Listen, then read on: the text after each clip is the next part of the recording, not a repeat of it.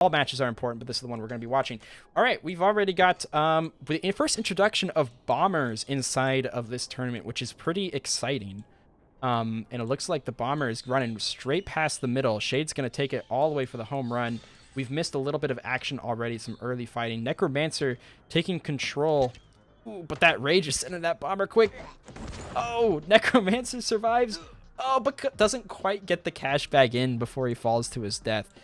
Oh, this is going to be a nasty match with Shade sending in bombers early on. I can already tell that's going to be a rough one to handle. But we do have an Archidon behind the scenes who might be able to take care of that bomber before he gets very far.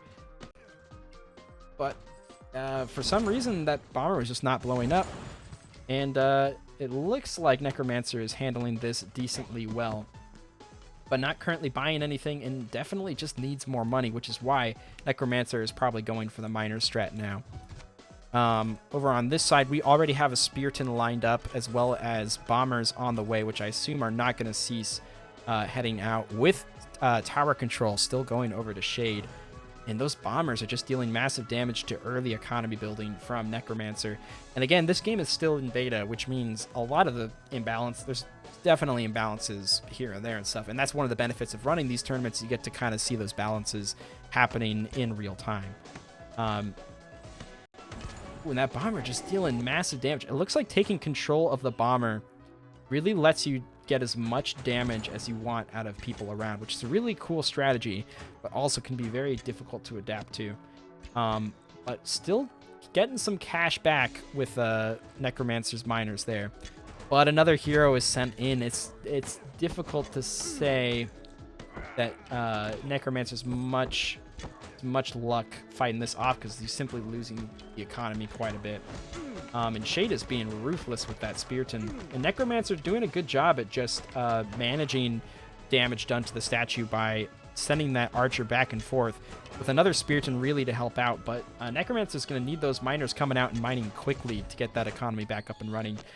Shade is now actually losing a lot of health on that hero thanks to the Rage. And this Spearton is also doing a decent job protecting with two Archidons launching in the back.